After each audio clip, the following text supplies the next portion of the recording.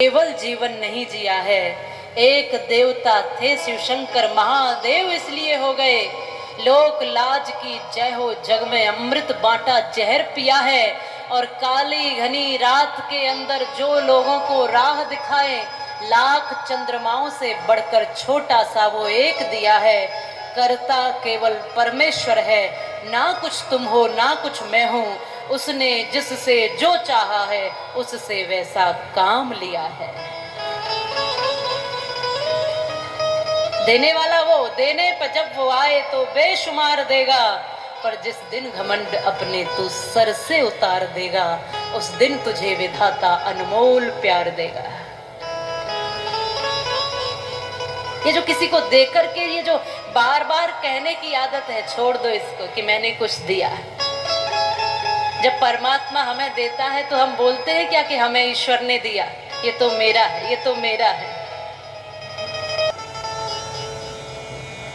जो मिला है वो हमेशा साथ रह सकता नहीं, और कब बिछुड़ जाए ये कोई राज कह सकता नहीं। जिंदगानी का दिया मधुवन किसी का है दिया, मैं नहीं मेरा नहीं ये तन किसी का है दिया। मैं नहीं मेरा नहीं ये धन किसी का है दिया। और देने वाले ने दिया वो भी दिया किस शान से, और लेने वाला मेरा है ये कह उठा अभिमान से।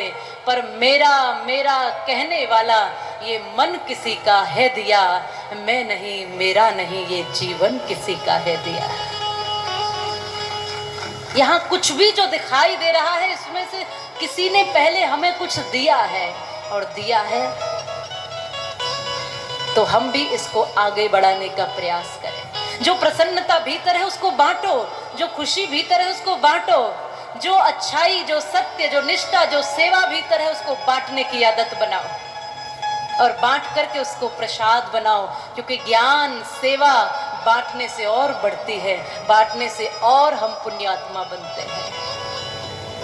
तो हम सब हर एक वस्तु का सदुपयोग करना सीखें और भीतर से मजबूत बने, कुछ देने की भावना सीखें। आप सोच करके देखो, सीमा पर खड़ा हुआ जवान अपनी जान भी हम सबके लिए दे देता है, और वो एक बार नहीं सोचता है। हम तो किसी को सेवा के लिए एक कई बार भूखे को रोटी नहीं खिला पाते हैं कि ये मेरा भोजन है, लेकिन वो एक व्यक्ति उसके त्याग की परिकल्पना कर सकते हो जो प्राणों तक को भी समर्पित कर देता है हम सब के लिए। क्यों? प्राणों से प्रिय कुछ होता है क्या? प्राणों से बढ़कर आपके जीवन में कोई महत्वपूर्ण वस्तु है क्या? लेकिन एक वो त्यागी है, उसको भी हम साधक ही कहते हैं, उसको भी भक्त ही कहते हैं। एक उसकी भक्ति है जिसके हाथ में माला तो नहीं है, लेकिन माला के बिना उसकी इतनी सेवा और साधना है कि अपने प्राण भी हथेली पर लेकर न्योछावर करने के लिए आगे रहता है। और आज शायद आपको पता हो कि आज कारगिल विजय दिवस है।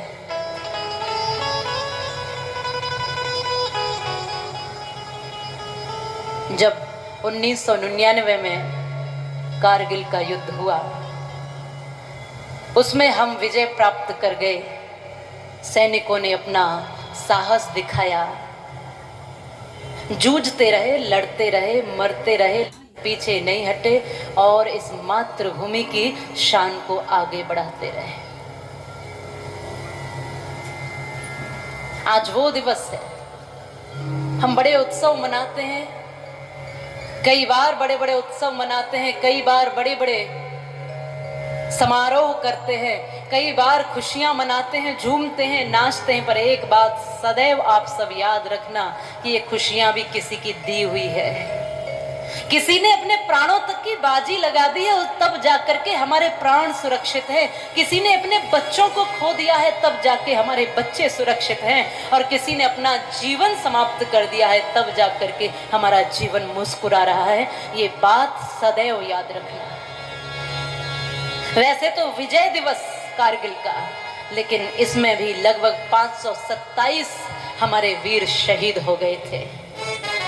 तो इतना तो हो सकता है कि हम जब वो दिवस आए तो उनको याद तो कर सके।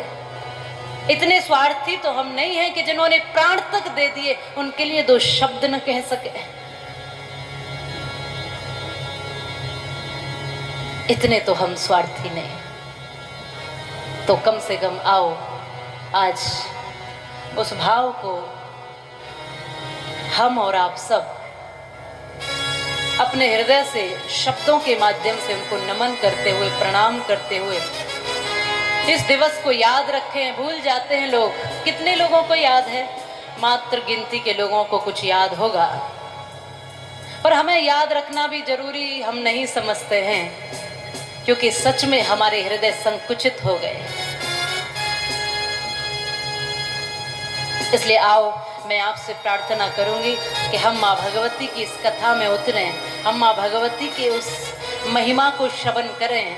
उससे पहले हम जिनके कारण आज सुरक्षित श्वास ले रहे हैं उनके लिए दो शब्द कह सकते अपने भाव से। हमारी तरफ से उनके लिए, उन शहीदों के लिए वो शब्द होंगे और वो गीत जो लता जी हमेशा गाया करती हैं। आओ हम और आप सब उनको प्रणाम करके, उन शहीदों को प्रणाम करके अपने शब्दों से, अपने भाव से, अपने स्मरण से हम उनको उस श्रद्धांजलि के रूप में बार बार उनको नमन करते हुए कुछ कहें।